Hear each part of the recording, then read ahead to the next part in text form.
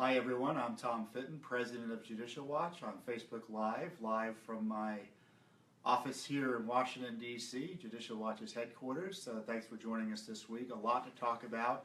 Clinton emails galore in terms of information there. We had a court ruling related to another Clinton indictment that was not a great court ruling, but interesting nevertheless, at least the underlying issue, and some astonishing and outrageous documents we have about the Obama Syrian refugee program and the secrecy surrounding that.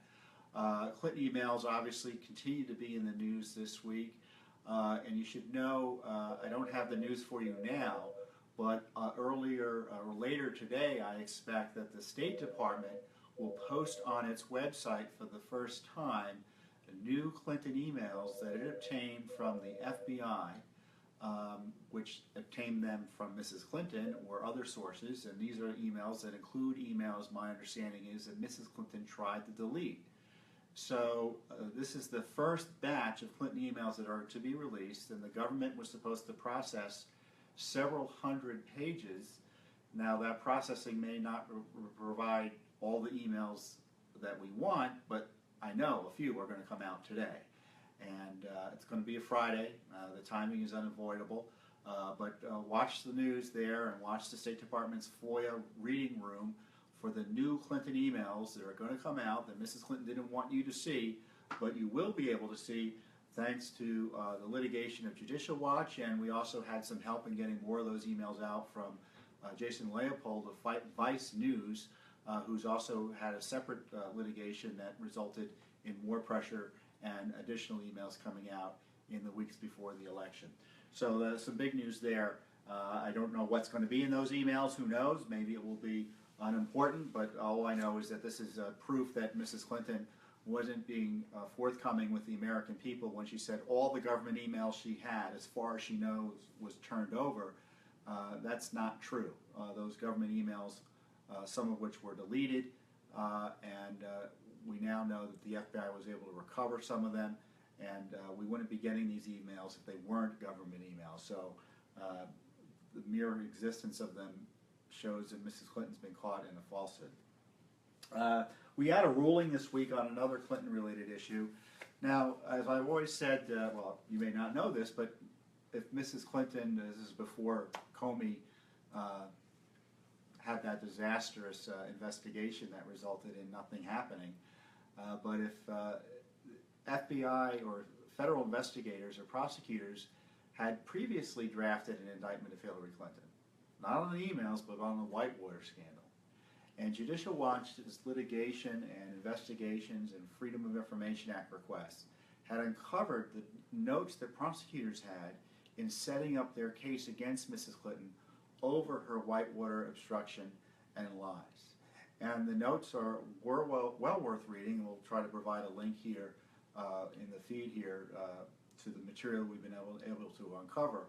But they document how Mrs. Clinton was working for the Rose Law Firm, representing the interests of this shady bank, the Madison Guarantee, and then later, after the bank went belly up, the federal government came in and had the Rose Law Firm represent the interests of the taxpayers who had taken over the bank.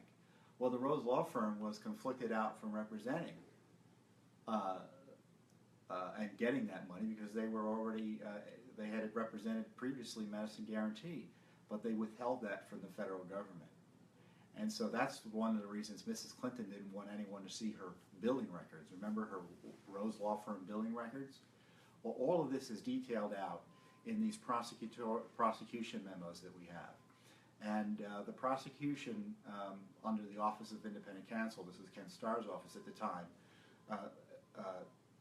they concluded that they shouldn't prosecute Mrs. Clinton, not because she had broken the law, but because they didn't think they could make the case, because their case was, they thought was too circumstantial, and the jury has a different standard for circumstantial evidence against public figures.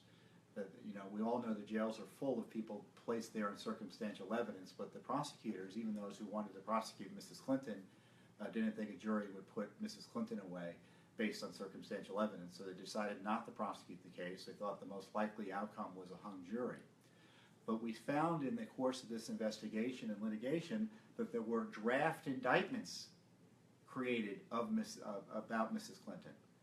And now, I don't need to tell you what the Obama administration's view was on the release of that information. They didn't want us to get it, so we had to sue in federal court.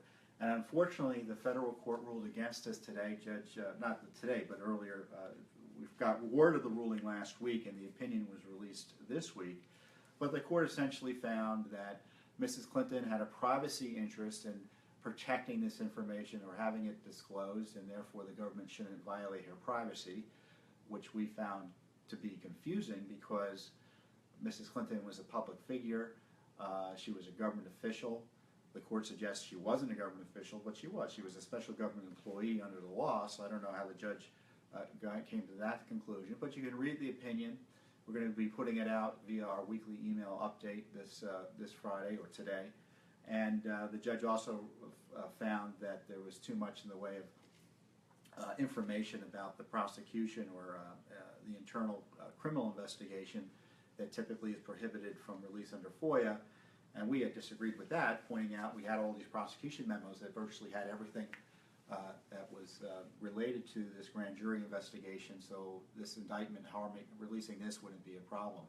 So this is the news thus far. There was a draft indictment of Hillary Clinton that the Obama administration doesn't want you to see because they're trying to protect Hillary Clinton, one of the most famous, the privacy of Hillary Clinton, one of the most famous women in the world, and frankly in modern day American history. What privacy interest does she have in this is just beyond me. That the government would put it out there, and I'm saddened that the court is going to, court has ratified it in some ways. Now, of course, we can appeal this, which we plan to do, so our lawyers are going to evaluate this decision. But I can tell you that even if we don't have the draft indictment, there's so much more information that we have on this, what went into this draft indictment, available on our website, and you should look at it because it's shocking revelations, and I follow Whitewater pretty closely. And it was just revelatory to read these materials, the prosecution memos, as to why Hillary Clinton should be prosecuted.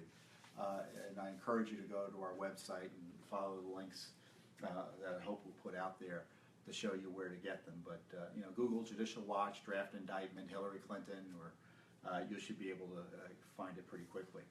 Also, we are putting out next week, but I'm going to announce it in our weekly update today, a very interesting piece of information we were able to uncover from Vermont, of all places. In Rutland, Vermont, there was this plan to settle Syrian refugees. And the way the refugee program works is that the federal government gives money to these nonprofit organizations to settle and give payments to the refugees. So essentially they contract out with these nonprofits. So we got documents from the mayor of Rutland's office, or Rutland official offices in Vermont, showing that the organization that was getting upwards of $46 million in tax dollars. They have a $50 million budget. They got $46 million of it from you, the American people. And they're telling the officials up in Rutland not to basically tell anyone about what they're up to. And when they do, it has to be in a controlled environment. This is the executive director of the Vermont Refugee Resettlement Program, whose parent organization is getting all this money. And she writes to the mayor earlier this year. I want to share with you the concerns of my headquarters about holding a public forum. If we open it up to anybody and everybody, all sorts of people will come out of the woodwork. Anti-immigrant, anti-anything. They suggest the forum be invite only, but make it as wide as possible. I don't know how that works. Work with faith leaders, United Way. So here you've got confirmation they don't want average citizens coming out to these forums to learn about and participate in the democratic process. And then later there's an email, actually an earlier email, because I guess the word got out what the plans were. And this official with this, again, federal contractor tells them to keep the refugee Syria plan secret. He did share with me that the governor's office called him about after getting a frantic call from the Vermont Department of Labor office inquiring about the plans to resettle the refugees in Rutland.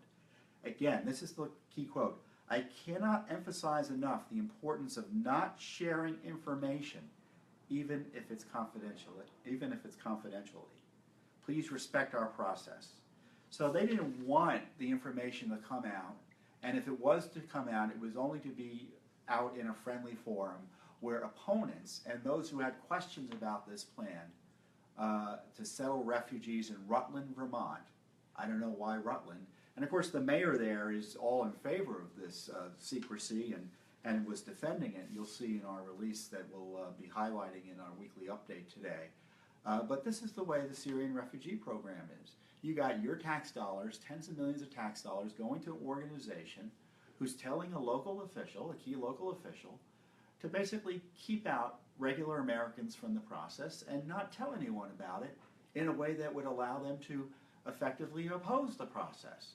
So this is secrecy paid for with your tax dollars, and it's corruption, pure and simple. And so we're going to put it out today via the weekly update exclusively, and obviously you're learning about it exclusively here on Facebook Live, and we'll get the word out again next week on it. And so next week we'll be busy as well. We have new Clinton-related emails we'll be releasing, and obviously we'll be analyzing and getting the word out on the new Clinton emails that are coming out today as a result of Judicial Watch's work. And I'd be remiss if I didn't promote our new great book, the New York Times bestseller, Clean House, Exposing Our Government Secrets and Lies. It's a great book, and I tell you, this is to kind of whet your appetite as to an interest into why you should get this book. I'm just going to read you the chapter titles. Chapter 1, Peeling Back the Benghazi Cover-Up. Chapter 2, Hillary Clinton's Private Email Cover-Up. 3, Fast and Furious. 4, Voter Fraud. I have more on that next week too, by the way. 5, Obamacare. Congress exempts itself. I can't go on enough about that scandal. 6, using the IRS as a political tool. That's charitable. 7, immigration and border enforcement, the immigration crisis. And 8, terrorism and the reckless actions of the Obama administration.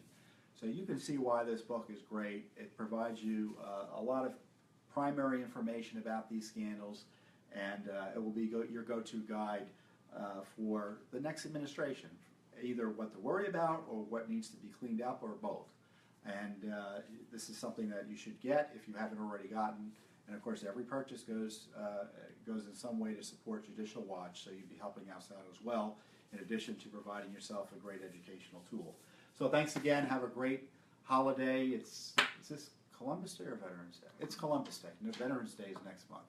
The Columbus Day holiday, I'm sure the left is opposed to us having a Columbus Day holiday, so celebrate it strongly if you're able to benefit from the holiday on Monday. But either way, have a great weekend, and we'll see you next week.